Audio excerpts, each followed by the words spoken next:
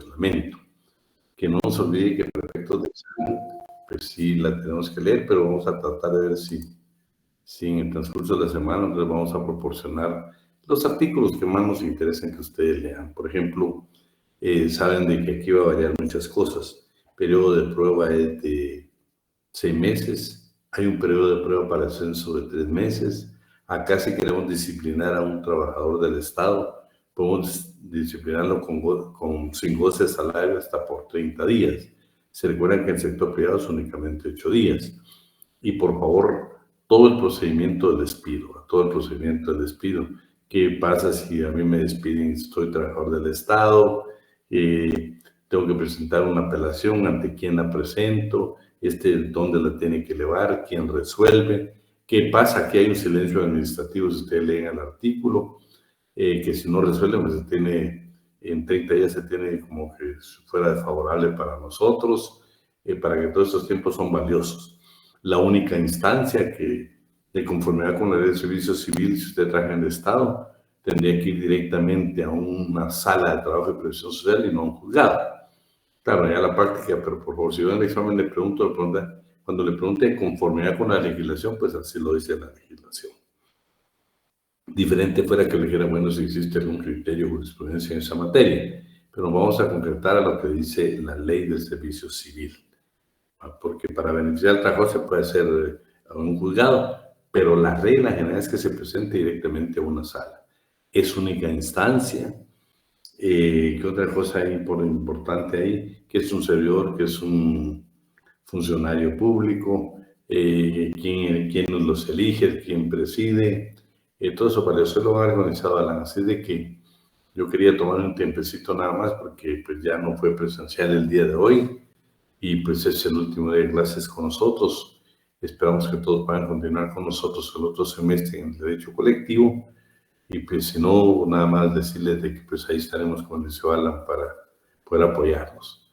Y por favor, cuando usted tenga que pedir revisión de notas conmigo, usted le puede escribir a Sofía, no tenga ninguna pena en hacerlo, es mi obligación revisar, pero tenemos que ser conscientes, porque usted es seguro de que sí faltan algunas cosas y yo pues con mucho gusto los apoyo en eso, es mi obligación hacerlo, pero quiero que esté consciente. Pues usted dice, bueno, yo sí tengo duda, licenciado. Lo que nosotros hacemos es enviarles el examen hoy. Y por favor, nunca en mi vida yo le he quitado puntos a un alumno que pida revisión, porque no es mi filosofía de vida. Usted ya tiene una nota y si tiene duda, pues es para mejorarla, no para empeorarla. Así de que, por favor, con mucho respeto, usted lo puede hacer. Hay plazos, por supuesto, para hacerlo. Y antes de que lo hagamos oficialmente, yo lo que hago es enviar el examen para que ustedes lo vean. Pero cuando usted esté seguro, Así de que, sin más preámbulos, me voy a dejar al licenciado Alan con el tema del día de hoy. Pues yo únicamente, mil gracias por haber compartido la cátedra con nosotros. Y si Dios quiere, pues nos vemos el día del examen y hasta el próximo semestre. Un fuerte abrazo. Muchas gracias, maestro. Buenas tardes para todos. ¿Me escuchan por ahí? Buenas tardes. Buenas tardes, le escuchamos. Buenas tardes, ¿cómo están? Espero estén muy bien. Buenas tardes para todos. Bueno, vamos a iniciar, por favor. Les pido ahí que tengan a la mano lo que es su ley del servicio civil, ¿ya? Lo que es, por favor, su ley del servicio civil. Esta la vamos a utilizar el día de hoy. La vamos a utilizar mucho. Yo creo que gran parte del examen final, pues, podría ser esta ley, ¿verdad? Así que no se confíen. Las preguntas, obviamente, las voy a estar respondiendo, pero guardémoslas si quieren para el final a efecto de poder avanzar. ¿Les parece, señores? ¿Están listos todos con su ley? Vaya. Sí, licenciado. Bueno, empecemos pues. Ley del servicio civil. Quiero decirles primero que esta ley va a ser aplicable única y exclusivamente para los servidores públicos que laboran en el organismo ejecutivo, ¿ya? Que laboran en el organismo ejecutivo. ¿Qué significa esto? Que aquí no es aplicable trabajadores del Congreso, no es aplicable municipalidades, no es aplicable nada de ello, ¿sí? Sino que única y exclusivamente es para los del organismo ejecutivo. Por ejemplo, el organismo judicial tiene su propia ley, ¿sí? Por ejemplo, los del organismo legislativo tienen su propia ley, las municipalidades tienen su propia ley. ¿Ya? ¿Estamos? Muy bien, entonces iniciemos, por favor. Artículo 1, carácter de la ley. Vamos, por favor, con Catherine Abigail. Carácter de la ley. Miremos qué es el carácter de la ley.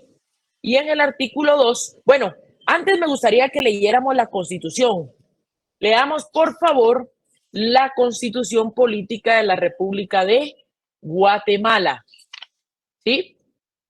Y ubiquemos el fundamento de los servidores públicos. Constitución Política de la República de Guatemala.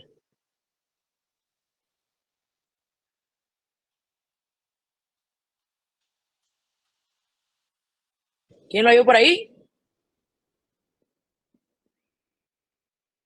107. ¿Tienen el 107 de la Constitución? Este va a ser... Adelante, Víctor, adelante, adelante, adelante. Sí, es el 107. No. Lo leo. Sí, adelante, por favor. Okay. Trabajadores del Estado. Los trabajadores del Estado están al servicio de la administración pública y nunca de partido político, grupo, organización o persona alguna. Muy bien. Entonces, aquí vamos a encontrar en el artículo 107 que los trabajadores del Estado están al servicio de la administración pública. 108, por favor. Régimen de trabajadores del Estado. Régimen de trabajadores del Estado. Vamos, pues. Artículo 108. Régimen de los trabajadores del Estado.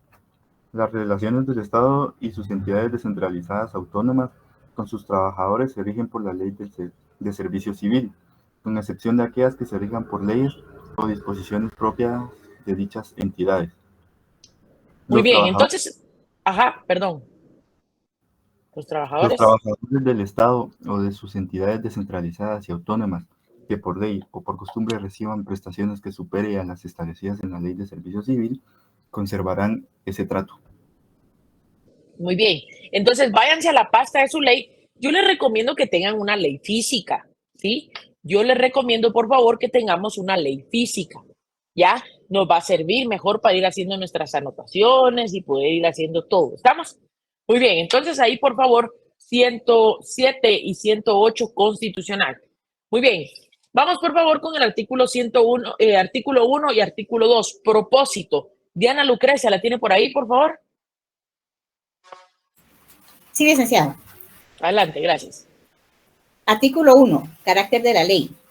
Esta ley es de orden público y los derechos que consignan son garantías mínimas y irrenunciables para los servidores públicos susceptibles de ser mejoradas conforme a las necesidades y posibilidades del Estado. De consiguiente, son nulos ipso iure todos los actos y disposiciones que impliquen renuncia, disminución o tergiversación de los derechos que la Constitución establece, de los que esta ley señala y de todos los adquiridos con anterioridad. Leo artículo 2. Por favor. Artículo 2. Propósito. Miren cuál es el propósito de esta ley. ¿Sí? Propósito. Artículo 2. Propósito. El propósito general de esta ley es regular las relaciones entre la administración pública y sus servidores con el fin de garantizar su eficacia, asegurar a los mismos justicia y estímulo en su trabajo, y establecer establecer las normas para la aplicación de un sistema de administración de personal. Muy bien. Entonces vamos, por favor, al artículo 3. Aquí en el artículo 3 lo que vamos a encontrar son principios. ¿Qué vamos a encontrar, señores? Principios. Literal A, se los anoto aquí. Pues vamos a ver si los tengo por aquí. Bueno, el 108 ya lo leímos. Los de la Ley de Servicios del Estado ya se los expliqué. Carácter, propósito, principios. Vamos aquí, miren. Vamos aquí en los principios. En la literal A, por favor. Literal A. En la literal A pueden colocar derecho a optar a cargos públicos. Y se los voy anotando en el chat. Derecho a optar a cargos públicos. ¿Ya? B. No discriminación. No discriminación. C, eficiencia en la administración pública.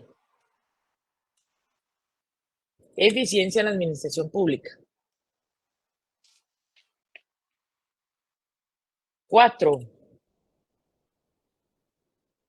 capacidad y honradez. Capacidad y honradez. 5, igualdad salarial. 6, estabilidad laboral. Vale, coloquen esos principios. ¿Se recuerdan ustedes que cuando vimos el código de trabajo, por ejemplo, vimos los principios, los ideológicos, los de justicia social, los procesales? Bueno, esta ley también tiene sus propios, ¿qué? Principios. ¿Ya? Tiene sus propios, ¿qué? Principios.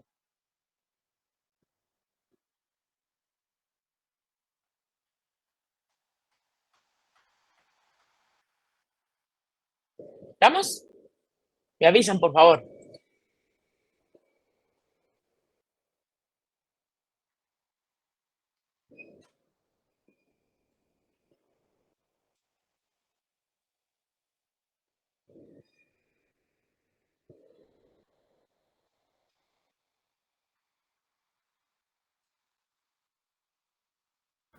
Ya, licenciado. ¿Alguien más? Licenciado. Muy bien. Vámonos al artículo, por favor, vámonos al artículo 4.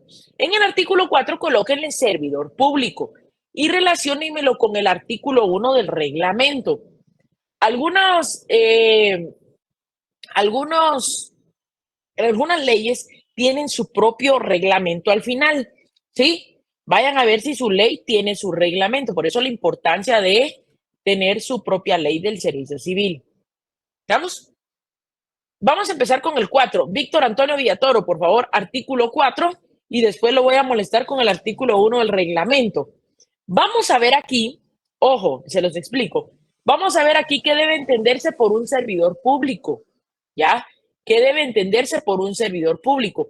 Y han escuchado ustedes, por ejemplo, en múltiples entrevistas, se está entrevistando a una persona que ocupa un cargo público y dice, es que yo soy funcionario, es que yo soy empleado, yo soy servidor. Bueno, hoy van a ser 3 diferencias las que ustedes deben entender para saber las diferencias entre lo que es un funcionario y un empleado público. Eso, lo que sí les voy a decir es que toda persona que ocupe un puesto en la administración pública debe de entenderse como servidor público, según lo regula el artículo 4.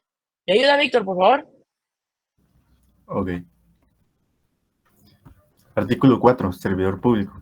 Para los efectos de esta ley, se considera servidor público la persona individual que ocupe un puesto en la administración pública en virtud de nombramiento, contrato o cualquier otro vínculo legalmente establecido, mediante el cual queda obligada a prestarle sus servicios o a ejecutarle una obra personalmente a cambio de un salario bajo la dependencia continuada y dirección inmediata de la propia administración pública.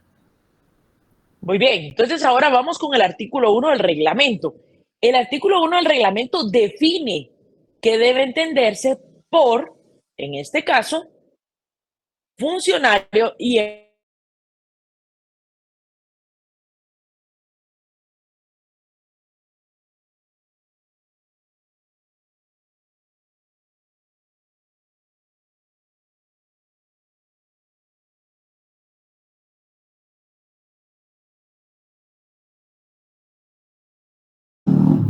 Funcionario público.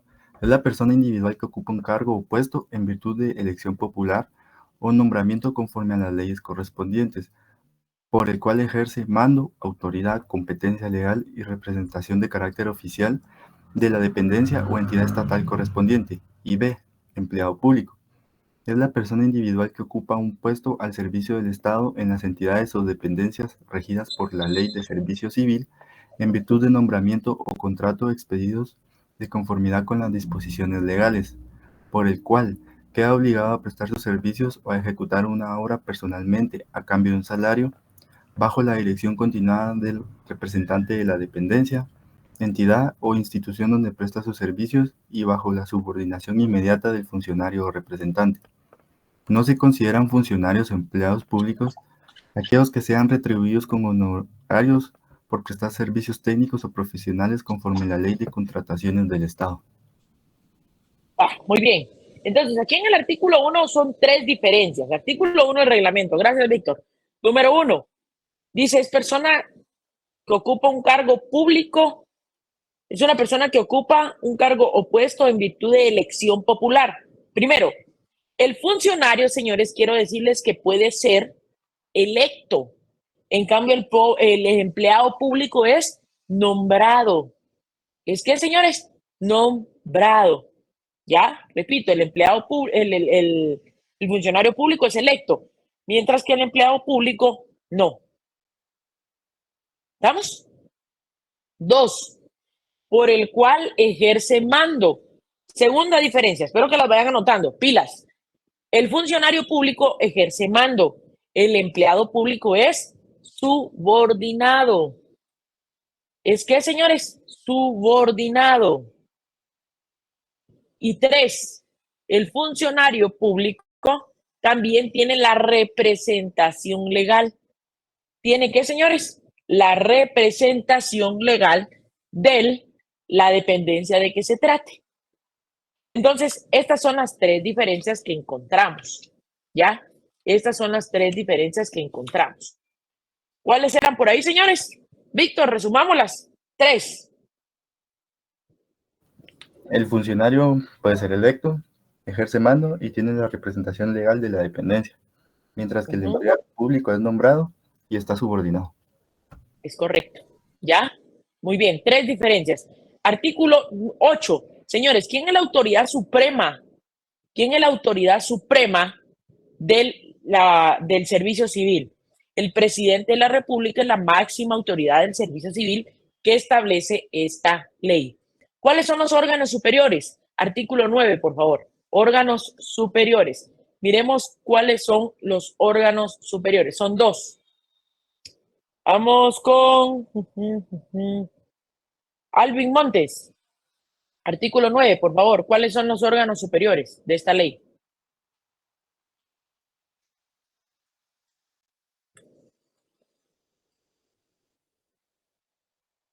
¿Está Alvin? Andrea, Vanessa. Sí, bueno. Ahí está. Adelante, Alvin, adelante. Artículo 9, órganos superiores. Se crean los siguientes órganos superiores encargados de la aplicación de esta ley. Número 1, la Junta Nacional de Servicio Civil. Y número 2, la Oficina Nacional de Servicio Civil. Muy bien. ¿Cuántos órganos tenemos entonces? 2. Número 1, la Junta Nacional del Servicio Civil. Número 2, la Oficina Nacional del Servicio Civil. Artículo 11, ahí encontramos la integración de la Junta. Marquemos, por favor, la integración de la Junta. ¿Ya? La integración.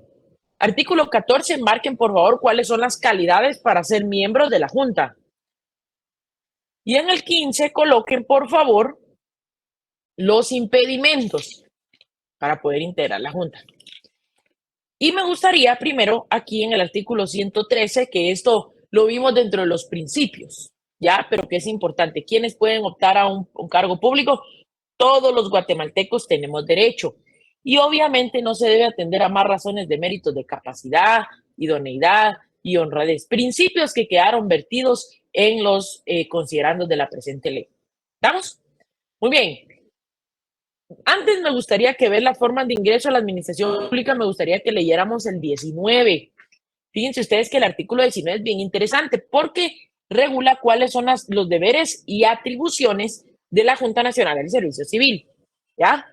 Vamos, por favor, 19.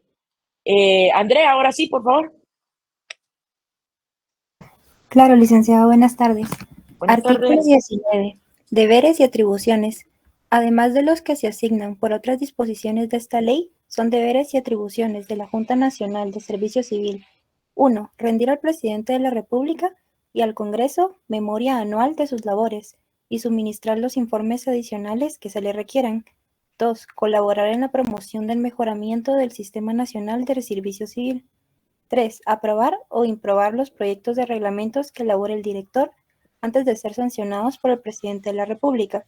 4. Adoptar normas para su organización y funcionamiento interno, las que entrarán en vigor una vez aprobadas por el presidente de la República. 5. Nombrar o remover a su secretario y demás personal administrativo cuando fuere necesario. Y 6. Interesado las reclamaciones que surjan sobre la aplicación de esta ley e investigar y resolver administrativamente en apelación a solicitud en las siguientes materias: reclutamiento, selección, nombramiento, asignación o reasignación de puestos, traslados, suspensiones, cesantías y destituciones. Muy bien, ese numeral 6, por favor, relaciónenlo con el artículo 80, ¿sí? Con el artículo 80 de esta misma ley, por favor. Artículo 80 de esta misma ley. Muy bien, ¿se recuerdan que eran dos órganos, verdad? Ya más adelante lo vamos a ver el 80. ¿Se recuerdan que eran dos órganos? La Junta Nacional del Servicio Civil y la Oficina Nacional del Servicio Civil. Entonces aquí vamos a ver en el 21 qué es la Oficina Nacional del Servicio Civil. ¿Ya? ¿Qué es la Oficina Nacional del Servicio Civil? Entonces vamos, por favor, al artículo 21. ¿Sí? Artículo 21. Vamos a ver. Stephanie, Margarita, ¿me ayuda? No, es que le iba a preguntar cuáles son los dos órganos que dijo. Disculpe, es que no logré apuntar. La Junta Nacional, lo vimos en la anterior presentación.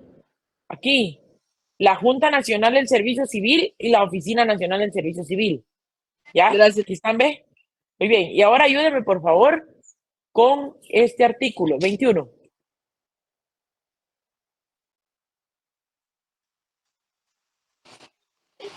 Artículo 21. La Oficina Nacional del Servicio Civil. La Oficina Nacional del Servicio Civil es el órgano ejecutivo encargado en la aplicación de esta ley. Debe estar integrada por un director y un subdirector y por el demás personal indispensable para su funcionamiento y ejecutividad en todo el territorio de la República. Puede, a juicio del presidente de la República, crearse oficinas regionales dependientes de la oficina. Muy bien. Entonces, la Oficina Nacional es el órgano ejecutivo. ¿Es el órgano qué? Ejecutivo. Es decir, quien se encarga de ejecutar las decisiones que toma la Junta. Muy bien. En el artículo 22, ahí vamos a encontrar al director y al subdirector. Director y subdirector. En el 23 vamos a encontrar, marquen los requisitos, por favor, 24 impedimentos y 25 deberes y atribuciones. Deberes y atribuciones. Marquen eso y vamos al 31. Vámonos, por favor, al artículo 31. ¿Ya? ¿Cómo se clasifica el servicio público, señores? ¿Cómo se clasifica el servicio público? Vamos a encontrar tres clases de servicio. Esto es importante porque es pregunta de examen. ¿Ya? Aquí es importante también que nosotros sepamos cómo se ingresa a la administración pública. Por ejemplo, en el caso de presidente y vicepresidente, elección popular, ¿verdad? En el caso de ministros, viceministros, secretarios, directores ejecutivos, pues esto se da por medio de nombramiento. Y también vamos a encontrar al servidor público, que, repito, el artículo 4 regula que debe entenderse por servidor público. Muy bien. Vamos entonces a la clasificación del servicio público. Clasificación. ¿Me ayuda, por favor? Vamos a ver. Andrés Letona.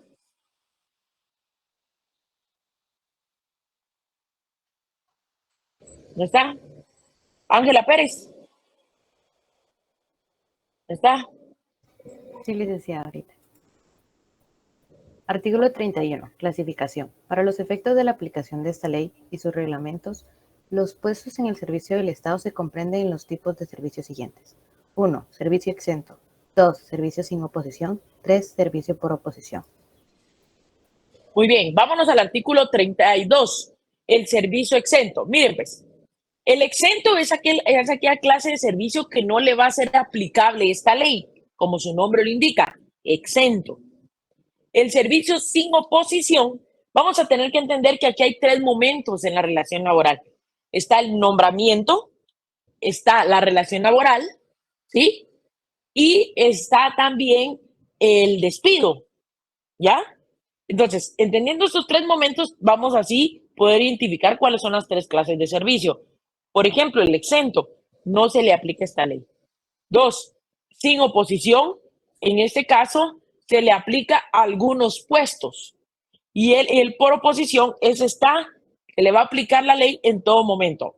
Hay un procedimiento de nombramiento, hay un procedimiento durante la relación laboral y hay un procedimiento de despido. Vamos a ubicar, por favor, el exento. El servicio exento no está sujeto, marquen ese no está sujeto a las disposiciones de este código y comprende los puestos D. Y hay un sinfín de numerales hasta el 15 en donde pueden identificar ustedes ahí. El 33 está el servicio sin oposición.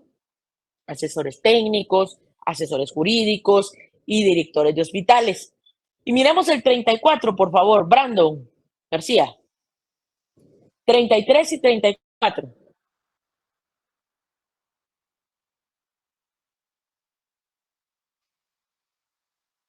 ¿Está Brandon? ¿Está Brenda Leticia? Señores, ¿sí están en clase o no?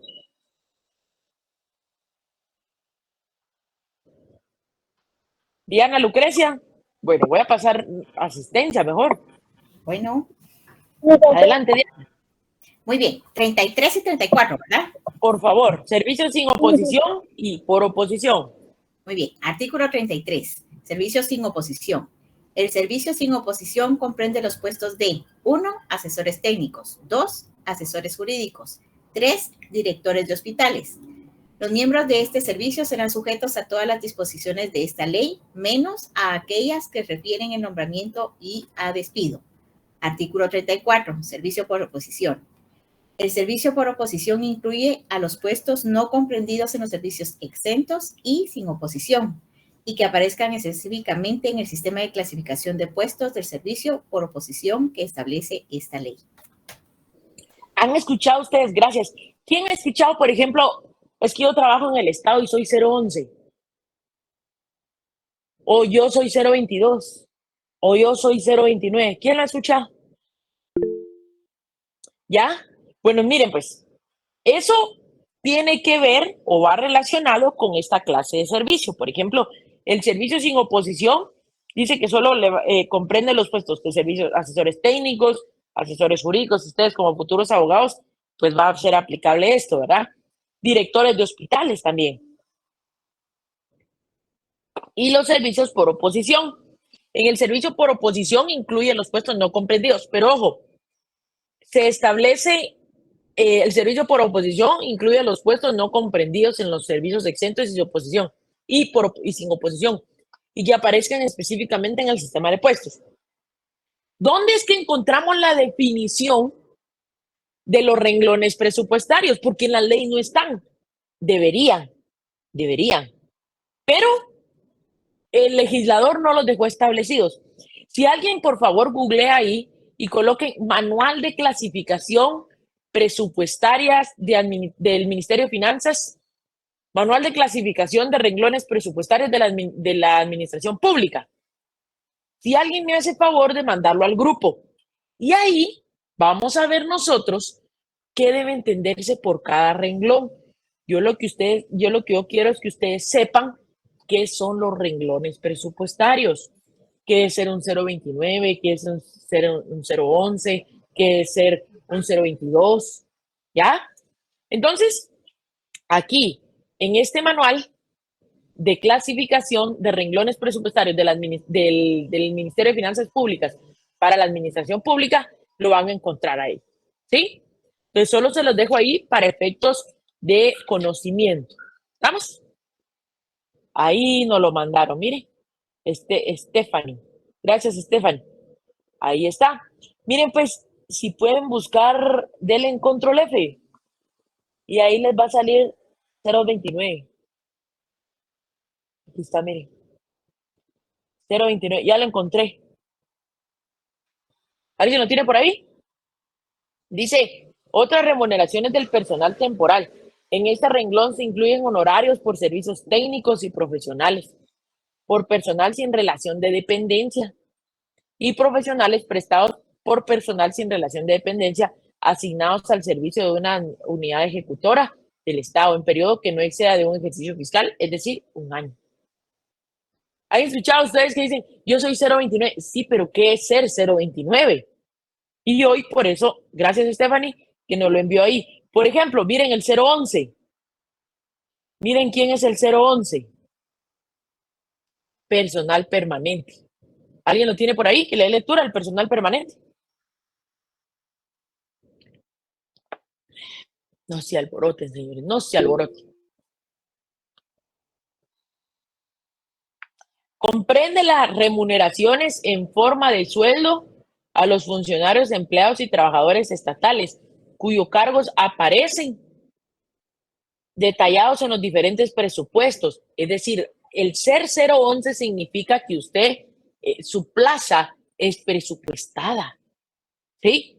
Por ejemplo, su servidor ocupa un cargo, no ocupa un cargo. Yo estoy contratado bajo una modalidad, una dependencia del Estado, por ejemplo, bajo el renglón 029.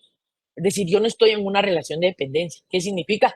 Que Alan García no tiene derecho a aguinaldo, que Alan García no tiene derecho a vacaciones, no tiene derecho a bonificación anual para trabajadores del sector privado y público.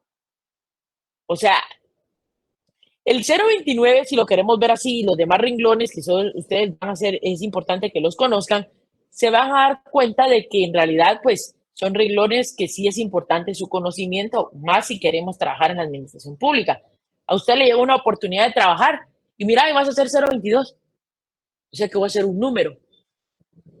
No, su contrato va a ser bajo el número o renglón presupuestario 022. ¿Me entendieron ahí?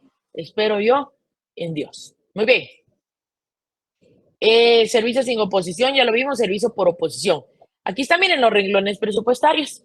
El personal permanente, el 021, el 022, el 023. O sea, en la administración pública no es como en el sector privado, que usted lo contratan y un contratito nada más y listo. ¿Ya? No, aquí en el Estado usted tiene que tener una partida presupuestaria, un renglón presupuestario. ¿Ya? Un renglón presupuestario. ¿Estamos? Vale. Vamos ahora, por favor, los derechos. Esto es importante. ¿Cuáles son los derechos? Antes me gustaría, yo les compartí, solo me confirman, les compartí un videito ahí de TikTok de cuánto sabes de los servidores públicos. ¿Me confirman? Yo les compartí ahí. No sé si les llegó, sí va. ¿No se acuerdan? Sí, licenciado. Va, aquí está, mire. Sector privado y servidores públicos. Entonces, esto es fijo pregunta de examen. ¿Sí? Esto es fijo pregunta de examen. ¿Ya? ¿Cuáles son en este caso las diferencias entre el sector privado y sector público? Periodo de prueba, 54. Miren cuál es el periodo de prueba. Diana Gabriela, por favor, ¿cuál es el periodo de prueba? Ahorita voy, licenciado, solo busco la ley porque me salí de mi ley. Permíteme. Si no, ayudemos ahí a Edwin Francisco mientras que la compañera cuenta su ley. Artículo 54, término de periodo de prueba. Toda persona nombrada en un puesto dentro del servicio por oposición mediante inscripción de su nombre en un registro debe someterse a un periodo de prueba práctica en el desempeño del puesto de que se trate. El periodo de prueba se inicia a partir de la fecha de toma de posesión y dura 6 meses, como máximo para los nuevos servidores y 3 meses para los casos de ascenso. Queda a salvo el derecho del servidor del ser restituido a su cargo anterior si fuere separado del nuevo puesto durante la prueba por razones que no constituyen falta. Si la persona estuviera desempeñado el cargo mediante nombramiento provisional, el tiempo así servido debe ser tomado en cuenta para el cómputo del periodo probatorio correspondiente. Al terminar satisfactoriamente el periodo de prueba, el servidor público debe ser considerado empleado regular. ¿Cuál es el periodo de prueba entonces, señores? Pregunto. 6 meses. 6 meses. 6 meses. ¿Y en los casos de ascenso? 3 meses. 3 meses. 3 meses. ¿Ustedes cómo le denominarían a una persona que no aprueba el periodo de prueba? ¿Cómo le denominarían? Dígame un término. ¿Cómo le podríamos denominar? Algo que se les ocurre, no sé, algún nombre o algo. Tal vez una persona con falta de capacidad. Podría ser, va. Pero miren cómo le denomina el 55 a esa persona que no aprueba el periodo de prueba. Engili Ana Marroquín, por favor.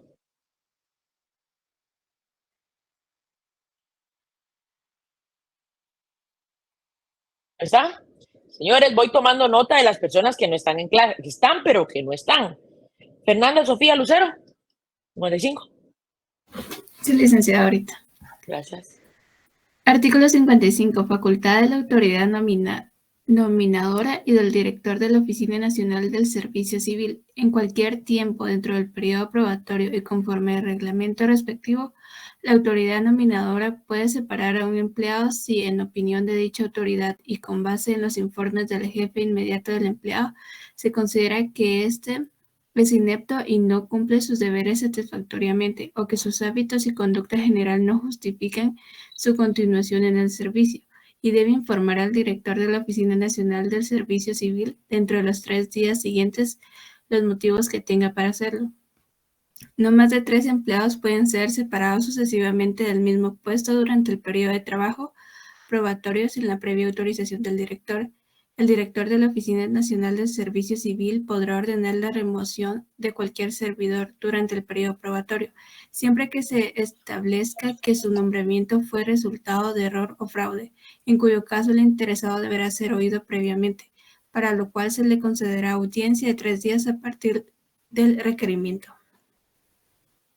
Muy bien. Se considera que este es ¿qué? Inepto. ¿Cómo se le llama, señores? Inepto. ¿Sí? Inepto. ¿Estamos? Vaya. Ojo, pues. Muy bien. Vamos, por favor, dejemos ahí lo que es el periodo de prueba y vámonos al 61. Ya vimos la primera diferencia, porque en el sector privado, ¿cuál es el periodo de prueba, señores? 6 meses. No, sector privado, 2 meses. 2 meses. ¿Ya? 2 meses. ¿Vamos? 2 meses. Vaya, y en el sector público, 6 meses. Y en el caso de ascenso, 3 meses. ¿Ya? Estoy pensando por ahí si le pedimos al maestro que podamos realizar un repaso el día miércoles antes de su examen, pero sí, tienen que sacar fibra, ¿va, señores? Me van a estar ustedes, ¿qué dijo? Entonces, tienen que estar pilas, ¿va? No, que ni se conectan, no se conectan, pero ni a su ex, vaya. 61, señores. Vamos a ver cuáles son los derechos, obligaciones y prohibiciones. Vamos, por favor, con José Javier Palacios. Artículo 61, por favor. ¿Me escucha, Lick? Sí, adelante, por favor. Ahorita. Artículo 61. Derecho de los servidores públicos. Los servidores públicos en los servicios por oposición gozan de los derechos establecidos en la Constitución, en el texto de esta ley y además de los siguientes. 1. A no ser removidos de sus puestos, a menos que se incurra en una de las causales de despido debidamente comprobadas previstas en esta ley. 2. A gozar en un periodo anual de vacaciones remuneradas de 20 días hábiles después de cada año de servicios continuos. Las vacaciones no son acumulables. Después de cada año de servicios deben gozarse en periodos continuos y no son compensables en dinero, salvo que se hubiera adquirido el derecho y no se hubiera disfrutado al cesar la relación de trabajo por cualquier causa. 3. 30 días a los servidores públicos expuestos a riesgos que causen enfermedades profesionales, los que sean remunerados por ese efecto en el reglamento respectivo. 4. A licencias con o sin goce de sueldo, por enfermedad, gravidez, estudios, adiestramiento y otras causas de conformidad con el reglamento respectivo. 5. A enterarse de las calificaciones periódicas de sus servicios. 6. A recibir en la primera quincena del mes de diciembre de cada año un aguinaldo en efectivo que se liquidará de conformidad con la ley y reglamentos respectivos. 7. A recibir indemnización por supresión del puesto o despido injustificado, directo o indirecto, equivalente a un mes de salario por cada año de servicios continuos, y si los servicios no alcanzaron a un año, o la parte proporcional al tiempo trabajado. Su importe se debe calcular conforme al promedio de los sueldos devengados durante los últimos 6 meses a partir de la fecha de supresión del puesto. Este derecho en ningún caso excederá de 5 sueldos. El pago a la indemnización se hará en mensualidades sucesivas, a partir de la supresión del puesto y hasta completar la cantidad que corresponda. Es entendido que si en razón del derecho preferente contemplado en el artículo 46 de esta ley, el servidor despedido reingresará al servicio público con un salario igual o superior al que devenga. El pago de la indemnización será suspendido a partir de la fecha que toma posesión del nuevo cargo. Si el salario fuera inferior, se continuará el pago de la indemnización por el término necesario para cubrir la diferencia en el número de meses el cual se tiene derecho de indemnización.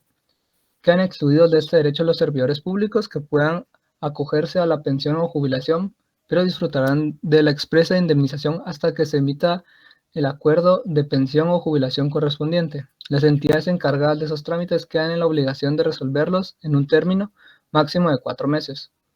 Al gozar del régimen de jubilaciones, pensiones y montepios de conformidad con la ley respectiva. 9. A recibir un subsidio familiar cuando las condiciones fiscales lo permitan de conformidad con la ley respectiva. 10. Al ascenso a puesto de mayor jerarquía y o sueldo mediante la comprobación de eficiencia y méritos de conformidad con las normas de esta ley. 11. A un salario justo que le permita una existencia decorosa de acuerdo a las funciones que desempeñe y a los méritos de su actividad personal. Y 12. Derecho a descanso forzoso de 30 días antes del parto y de 40 días después con goce de salario. Muy bien. Entonces aquí pues analicemos. Ojo. Numeral 2, colóquenle vacaciones. ¿Cuántos días tengo derecho a vacaciones aquí, señores? 20 días. ¿Cuántos tengo en el sector privado? 15 días. ¿Sí? Vaya. El numeral 4, colóquenle por favor licencias. Licencias. En el numeral 6, colóquenle aguinaldo. Numeral 4, licencias. Y numeral 6, aguinaldo. Y numeral 7, indemnización. Numeral 7, colóquenle indemnización. Por favor, en el numeral 7, indemnización. Y leamos, Julio Páez, por favor, el 110 constitucional. Otra de las ya llevamos 2 diferencias, ¿verdad? El periodo de prueba, las vacaciones, y ahora vamos con la indemnización. Cabe mencionar que la indemnización en el sector público única y exclusivamente se pueden pagar hasta 10 salarios. Lick, si yo trabajé 50 años, nada más 10 salarios. ¿Cuántos? 10 salarios. ¿Sí? Julio Páez, ¿está por ahí? Sí, artículo 110 de la Constitución, indemnización. Los trabajadores del Estado, al ser despedidos sin causa justificada, recibirán su indemnización equivalente a un mes de salario por cada año de servicios continuos prestados. Este derecho en ningún caso excederá de 10 meses de salario. Muy bien. Entonces, en el sector público hay un ¿qué? Límite. ¿Hay un qué, señores? Límite. ¿Ya? Ojo, pues. Hay un ¿qué? Límite, el cual es hasta 10 salarios mínimos. Muy bien. Sigamos, por favor. Vamos ahora al artículo 67, jornada de trabajo. Jornada de trabajo 67 y 69 días de asueto. ¿Ya? Vamos, por favor. 67 y 69. Vamos, Catherine Fernanda, por favor. 67 y 69. Aquí vamos a ver cuáles son los días de asueto. Artículo 67. Jornada ordinaria. La jornada ordinaria de trabajo será fijada por la Junta Nacional de Servicio Civil en el reglamento respectivo y la misma no podrá ser menor de 40 horas ni exceder en ningún caso de 40 horas y 4 horas semanales en reglamento. Se fijará lo relativo a la jornada diaria, nocturna y mixta y los sistemas de distribución de tiempo de trabajo que las circunstancias ameriten. Artículo 69. Días de asueto. Son días de asueto con goce de salario el 1 de enero, el jueves, viernes y sábado santos, 1 de mayo, 30 de junio, 15 de septiembre, 20 de octubre, 1 de noviembre, 24 de diciembre, mediodía, 25 de diciembre y 31 de diciembre, mediodía. Además, el día de la fiesta de la localidad. El 10 de mayo gozarán de asueto con goce de salario las madres trabajadoras del Estado. Solo mediante ley podrán aumentarse, modificarse o suprimirse los días de asueto. Muy bien, ahí encontramos, por favor, días de asueto. Régimen disciplinario, clases de sanciones, artículo 74, señores. Artículo 74, ¿ya?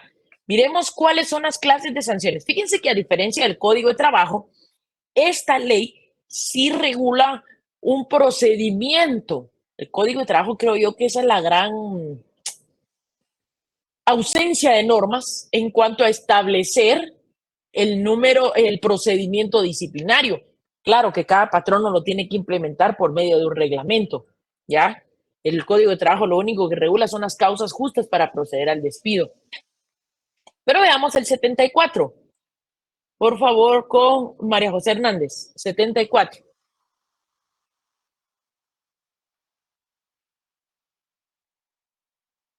¿Está María José? Marilyn, Rebeca. ¿No está Marilyn? Sí, licenciada, ahorita voy. Gracias. Es el 74, ¿verdad? Por favor, clases de sanciones.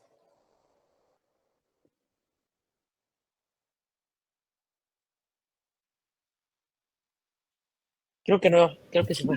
¿Me ayuda, Marvin? Ahí está. Artículo 74, sanciones. Para garantizar la buena disciplina de los servidores públicos, así como para sancionar las violaciones de las disposiciones prohibitivas de esta ley y demás faltas en las que se incurra durante el servicio, se establecen 4 clases de sanciones. Número 1, amonestación verbal, que se aplicará por faltas leves según lo determina el reglamento de esta ley.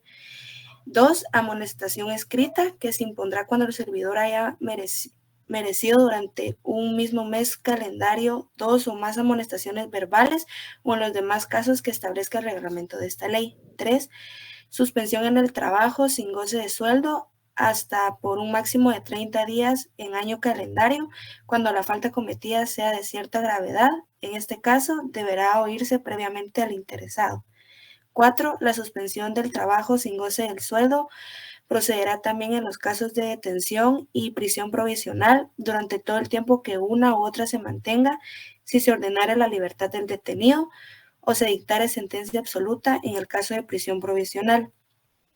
Será el servidor reintegrado a su cargo dentro de un término de 30 días a contar desde aquel en que hubiere salido de la prisión. Quien lo sustituyó tiene derecho a que su nombre sea colocado en el primer lugar de la lista de elegibles correspondiente a la clase del puesto que ocupaba. Muy bien, clases de sanciones. Ahí encontramos amonestación verbal, amonestación escrita, suspensión en el trabajo y sin goce de sueldo hasta por un máximo de 30 días y la suspensión también sin goce de sueldo hasta llegar al despido, ¿ya? Eso en cuanto al régimen disciplinario. Prohibiciones, artículo 66, por favor. ¿Cuáles son las prohibiciones que regula el 66? Prohibiciones especiales. Vamos, por favor, con Odette Jacinto. Prohibiciones especiales. 66, ¿verdad, licenciado? Por favor. A los servidores públicos les está especialmente prohibido. 1.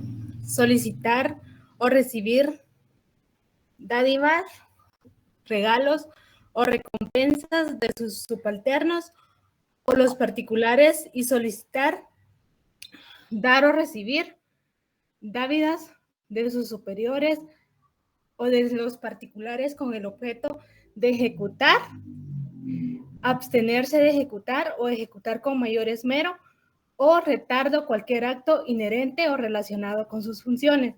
2. Ejecutar cualesquiera de los actos descritos en el inciso anterior, con el fin de obtener nombramientos, aumentos de salario, promoción u otras ventajas análogas.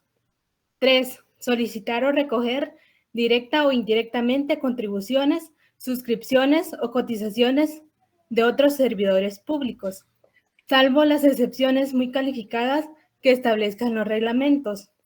4. Ejercer actividades o hacer propagandas de índole política durante y en el lugar de trabajo. 5. Tomar en cuenta la afiliación política de los ciudadanos para atender sus gestiones favoreciéndolos o discriminándolos. 6. Coartar directa o indirectamente la libertad de sufragio. 7. Ninguna persona podrá desempeñar más de un empleo o cargo público remunerado, con excepción de quienes presten servicios en centros docentes o instituciones asistenciales, y siempre que los horarios sean compatibles. Ok, aquí encontramos entonces las prohibiciones especiales. ¿Qué encontramos, señores? Prohibiciones especiales. Así como vimos también las clases de sanciones. Vamos ahora con las obligaciones. Esas las encontramos en el 64, 2 artículos atrás. Solo márquenlas, por favor. 64. Muy bien. 64. Procedimiento de despido. ¿Cuál es el procedimiento de despido? Este es muy importante que lo podamos identificar. Se recuerdan que hay 3 momentos durante aquí del servicio civil, ¿verdad?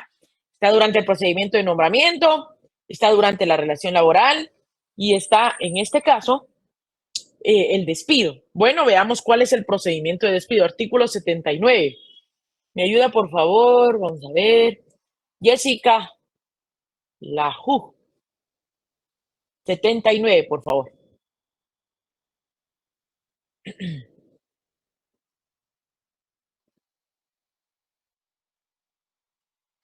¿Está Jessica? ¿Me ayuda, por favor, Nicole Morales? Voy, licenciado.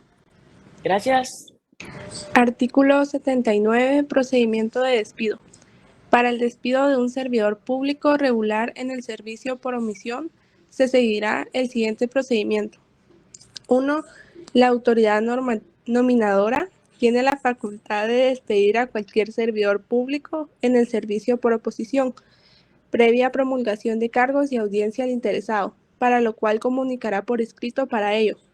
Una copia de dicha comunicación será sometida inmediatamente a la Oficina Nacional de Servicio Civil. El servidor público en tales casos cesará de inmediato en sus funciones, si así lo decide la autoridad nominadora. Con la autorización del director de la Oficina Nacional del Servicio Civil, la autoridad nominadora podrá cubrir el puesto del empleado suspenso si así conviniere al servicio, con un nombramiento provisional por el tiempo necesario para resolver en definitiva la apelación del servidor público destituido. 2. El director de la Oficina Nacional de Servicio Civil hará del conocimiento del servidor afectado la decisión de la autoridad nominadora, con el fin de que dentro del plazo improrrogable de 3 días hábiles, contados a partir de la fecha en que se le notifique, pueda apelar ante la Junta Nacional del Servicio Civil, de acuerdo con el artículo 80 de esta ley. Artículo... Muy bien, ahí estamos. El 79 regula, gracias compañera, el procedimiento de despido, ¿sí? El procedimiento de despido. Vámonos al 80. Vamos a imaginarnos que a nosotros nos notificaron, en este caso, el despido, ¿ya? Lic, ¿qué podemos hacer? Porque me acaban de destituir de mi renglón. Yo era 011. Me iniciaron el procedimiento de despido y vámonos para afuera. Miremos qué pasa. Artículo 80, por favor. Ojo aquí, artículo 80. Vamos con William Danilo.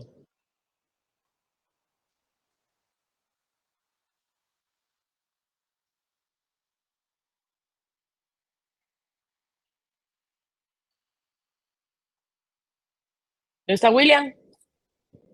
Wendy Marlene García. Sí, licenciado, el artículo 80, ¿verdad? Sí, por favor, artículo 80. Sí, dice la terminación del contrato conforme a una o varias de las causas enumeradas en el artículo anterior, constitutivas de despido indirecto, surte efecto desde que el trabajador la comunique al patrono, debiendo aquel en este caso cesar inmediatamente y efectivamente en el desempeño de su cargo. El tiempo que se utilice en la entrega no se considera comprendido dentro de la relación laboral, pero el patrono debe remunerarlo al trabajador de acuerdo con el salario No, no, a que no. éste le El corresponde. 80 de la ley del servicio civil, de la ley que estamos leyendo. Ah, permítame, permítame.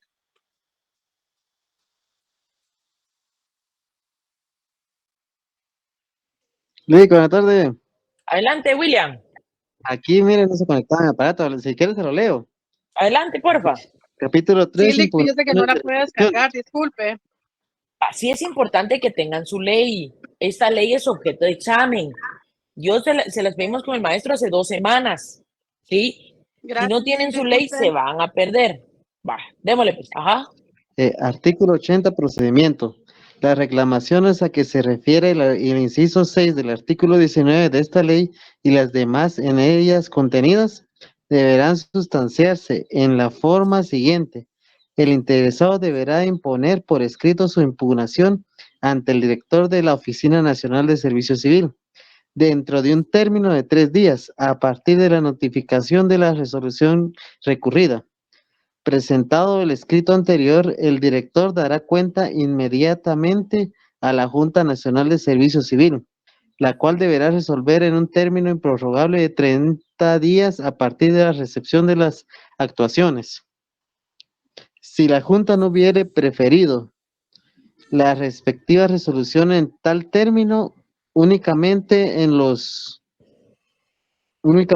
casos de despido se tendrá agotada la vía administrativa y por resuelta negativamente la petición, a efecto de que los apelantes pueden acudir ante las salas de trabajo y prevención social a plantear su acción. Tales tribunales resolverán conforme a las normas del procedimiento ordinario de trabajo, en única instancia. En los demás casos contemplados en esta ley, la Junta deberá resolver todo reclamo dentro del mismo término de 30 días, pero las resoluciones dictadas tendrán el carácter de definitivas e inapelables. La Junta dará audiencia al recurrente por un término de 48 horas para que exprese los motivos de su inconformidad. La Junta, al recibir las actuaciones, pedirá inmediatamente al director de la Oficina Nacional de Servicio Civil y siempre que lo estime necesario, que se amplíen las investigaciones, se recibirán nuevas pruebas y se practiquen todas aquellas diligencias que se consideren indispensables para lograr un mejor juicio. En esta función, la Junta goza de la más amplia facultad para la calificación y apreciación de las circunstancias de hecho que tengan relación con el caso por resolver. Las resoluciones de despido de la Junta deberán ser compiladas en la Secretaría de la misma. Muy bien. Miren pues, aquí. Nos acaban de destituir, ¿sí? Nos acaban de destituir. ¿Qué podemos hacer? ¿Cuál es el recurso que procede aquí? ¿Ya? ¿Cuál es el recurso que procede? El único recurso que nosotros podemos interponer es el recurso de apelación. ¿Cuál es el recurso, señores? El de apelación. Bueno, pregunto, el trámite se los pongo aquí a la vista también, pero les digo, el único recurso es el de apelación. ¿En qué plazo lo debo promover? 3 días. ¿Ante quién? Ante el director de la Oficina Nacional del Servicio Civil, ¿ya? Ante el director de la Oficina Nacional del Servicio Civil en el plazo de 3 días. ¿Qué va a hacer el director? Va a elevar inmediatamente a la Junta Nacional del Servicio Civil el recurso de apelación, ¿ya? El recurso de apelación, ¿ya? Apelación. La Junta dará audiencia al recurrente cuando ya esté el recurso en la Junta, va a conceder audiencia a quien lo interpuso por 48 horas. Y la Junta va a resolver dentro del plazo de 30 días.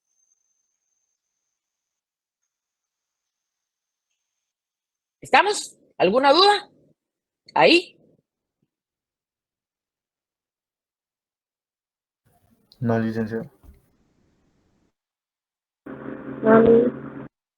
Muy bien.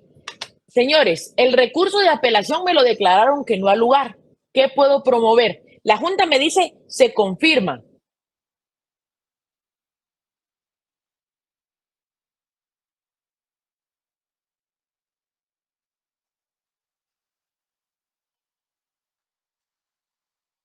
Señores, no, Sandrita.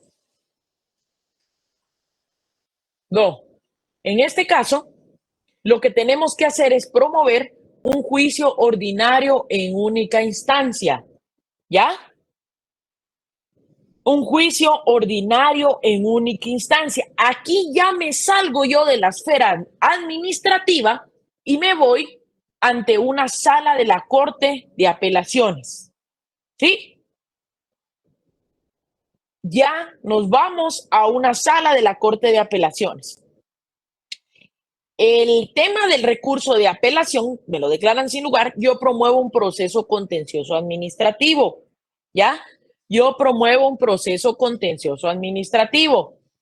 Ojo, pues, perdón, un proceso contencioso, digo, un juicio ordinario laboral, ¿sí? Un juicio ordinario laboral, ¿sí? Un juicio ordinario laboral. En única instancia. ¿Ante quién voy a tramitar este juicio? Ante una sala de la Corte de Apelaciones. Ante una sala de la Corte de Apelaciones. Si ustedes ven la introducción de esta demanda, dice, honorables magistrados de la sala de la Corte de Apelaciones. Es decir, que ante ellos es que se va a tramitar el juicio. ¿Por qué se llama única instancia? Porque lo resuelto por la sala, cuando la sala emita su sentencia, ¿ya? Cuando la sala emita su sentencia, no procede recurso alguno, nada más que aclaración y ampliación. ¿Ya? Únicamente aclaración y ampliación. ¿Estamos? Únicamente aclaración y ampliación. ¿Alguna duda, señores? No, licenciado. No, licenciado. ¿No? Ojo, pues. La pregunta sería, ¿cuál es el plazo que tenemos para promover el proceso contencioso? Vámonos al artículo 87. Término de prescripción. Término de prescripción. Artículo 87. Aquí hay otra diferencia con el sector privado.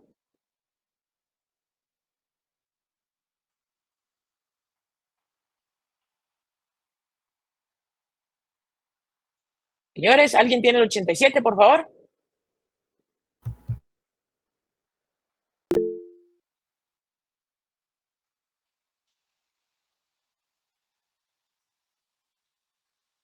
Adelante, Stephanie. Artículo 87. Término de prescripción. Todas las acciones o derechos provenientes de la ley o de sus reglamentos prescriben en el término máximo de 3 meses, con las excepciones o reglamento especial que al efecto se emita. Muy bien. Entonces, aquí, ojo, el término de prescripción es de 3 meses. ¿Ya? El término de 3 meses. ¿Ya? 3 meses. Vaya. Ojo, pues. Señores, y esto sería, ¿a quién no se le aplica esta ley? Vámonos al 94. Miren a quién no se le aplica esta ley.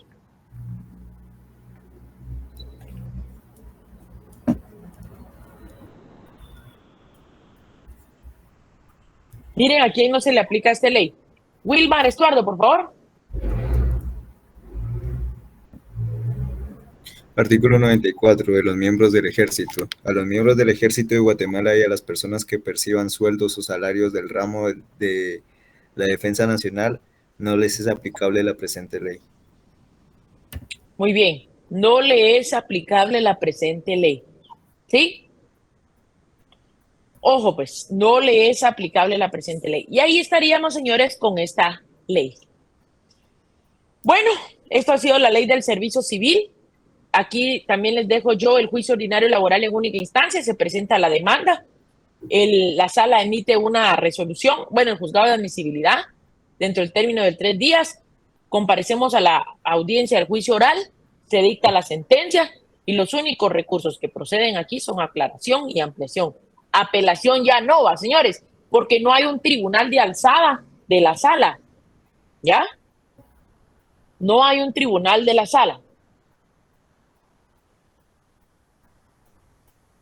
Licenciado, pero en este caso no aplican recursos, pero alguna garantía constitucional como el amparo sí podría aplicar. Ah, bueno, es correcto, buena pregunta. Sí, pero no es recurso. Ahí se recuerda. ¿Sí? Ah, está bien, gracias. Sí procede una acción constitucional de amparo, pero no es un recurso. Sí un proceso. ¿Sí? ¿Vamos? Sí, licenciado, gracias. Vale. Señores, ha sido un gusto estar con ustedes entonces. Pasen una muy buena tarde. Ha sido un verdadero privilegio poder compartir con ustedes este semestre. Y pues nos vemos el examen final, esperando en Dios que nos volvamos a ver en un tiempo no muy largo, ¿verdad? Que Dios me los bendiga y será hasta una próxima ocasión que nos volvamos a ver. Ha sido un gusto estar con ustedes, poder compartir conocimientos. Yo sé que en 2 años y medio nos volveremos a ver para su fase pública. Ahí se recuerdan, ahí estaré yo apoyándoles en su fase pública en el Instituto de Operación de Privados. Si no es así, que nos veamos el otro semestre. Pero tengo la certeza que si Dios nos da vida, ahí estaremos. ¿Vamos? Todo el material les ha sido compartido. No hemos fallado ninguna clase. A veces hasta se molestan porque estamos dando clases entre examen, pero con la única y exclusiva finalidad de agotar nuestro contenido. Para el maestro ha sido un verdadero honor también poder finalizar contenido con ustedes, poder compartir conocimientos también. ¿Estamos? Pasen una muy buena tarde y nos vemos en una próxima. Gracias por todo, licenciado. Gracias, licenciado. Nos vemos. Feliz tarde. Licenciado, feliz tarde.